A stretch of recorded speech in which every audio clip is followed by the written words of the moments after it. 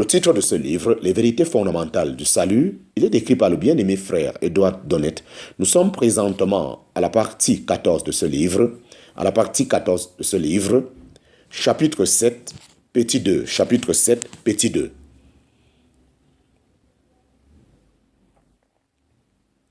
D'ailleurs, ajoutons que le Seigneur a répondu par anticipation à votre objection pendant qu'il était sur la terre en recevant plusieurs des plus abjects et des plus dégradés. La femme de mauvaise vie, en parenthèse, Luc chapitre 7, versets 37 à 39, et le brigand sur la croix, en parenthèse, Luc chapitre 23, versets 40 à 43, sont des monuments éternels de sa bonne volonté à recevoir les plus coupables. Combattez maintenant de telles pensées par les exemples simples et les déclarations claires de la parole de Dieu et n'acceptez jamais, même pour un moment, aucune suggestion qui tente à voiler la bienveillance du Sauveur pour recevoir ou son pouvoir pour sauver tous et quiconque vient se repentir à ses pieds. Chapitre 7, petit 2. Je ne sens pas assez mes péchés. Je ne sens pas assez mes péchés. Cela est bien vrai et c'est un reproche que même les croyants ont à se faire et qu'ils se feront jusqu'à la fin de leur vie sur la terre. Ce sera donc aussi le cas de toute âme angoissée.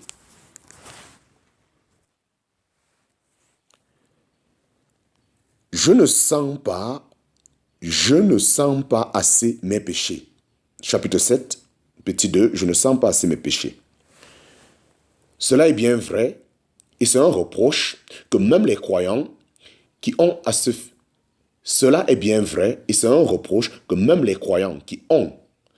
faire et qu'ils se feront jusqu'à la fin de leur vie sur la terre. Ce sera donc aussi le cas de toute âme angoissée, et si ce sentiment est moins profond, c'est la preuve de la dureté produite dans le cœur par le péché. Mais cela démontre en même temps un plus grand et plus urgent besoin de Christ, car cette absence de sentiment de péché prouve la séparation de Dieu et la nécessité de la réconciliation par le sang de Christ.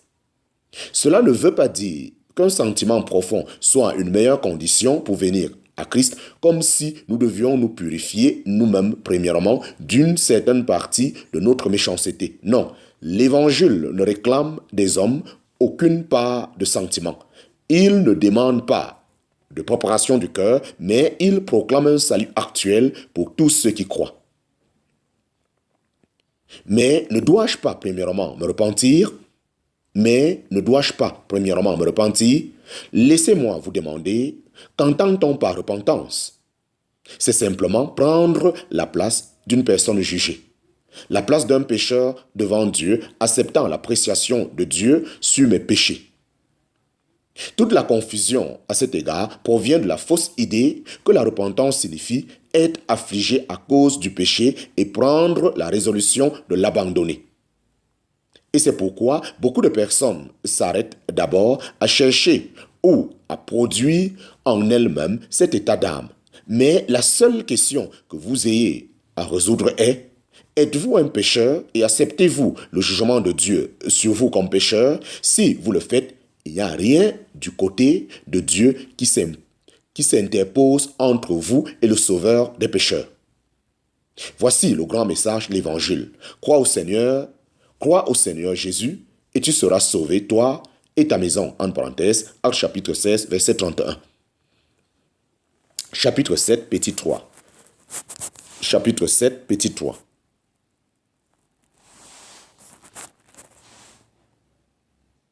Chapitre 7, petit 3. Je ne puis être sûr que Christ soit mort pour moi, que l'invitation de l'Évangile s'adresse à moi personnellement. Chapitre 7, petit 3. Je ne puis être sûr que Christ soit mort pour moi, que l'invitation de l'Évangile s'adresse à moi personnellement. Et pourquoi? Si Dieu répète dans sa parole plusieurs fois, quiconque croit sera sauvé, en parenthèse, Jean chapitre 3, verset 15, Jean chapitre 16, verset 36, Actes chapitre 10, verset 42, etc. N'est-il pas évident que vous êtes de ce nombre, aussi évident que si votre nom y était écrit? Un évangéliste le disait récemment: si vous voyez cet avis au-dedans d'une porte, quiconque veut peut entrer, vous comprendrez immédiatement que vous avez le droit d'entrer et si quelqu'un vous contestait ce droit, prétendant que la vie n'est assez claire, prétendant que la vie n'est pas assez claire, vous diriez qu'il est hors de sens. Quand donc nous lisons dans l'Écriture que celui qui veut prenne gratuitement de l'eau de la vie, en parenthèse, Apocalypse chapitre 22, verset 17, n'est-ce pas une incrédulité obstinée que d'exprimer un doute au sujet de l'invitation qui nous est adressée? Le récit suivant, qui est récent, nous fournit un exemple de ce genre. Un homme réveillé par la conscience de ses péchés était angoissé par cette difficulté. Malgré tous les messages, l'écriture, malgré tous les passages, l'écriture qui lui a été présentée, il restait toujours inquiet. Rentré chez lui, il passa une grande partie de la nuit seul avec Dieu. Enfin, il prit un morceau de papier et écrivit « Dis-leur, je suis vivant, dit le Seigneur l'Éternel, si je prends plaisir en la mort du méchant, dis-leur, je suis vivant, dit l'Éternel. Dis-leur, je suis vivant, dit le Seigneur l'Éternel, si je prends plaisir en la mort du méchant. » Ézéchiel chapitre 33, verset 11. À quoi il ajouta, « Je suis un de ces méchants. » Et au-dessous, le Seigneur l'Éternel ne prend point plaisir en ma mort. Il eut dès lors devant les yeux la preuve qu'il se trouvait dans les limites de la miséricorde divine. Tout pécheur peut arriver à la même conclusion. Que celui qui est troublé par le doute à ce sujet prenne par exemple Jean chapitre 3 verset 16 et écrive ce passage en se l'appliquant à lui-même.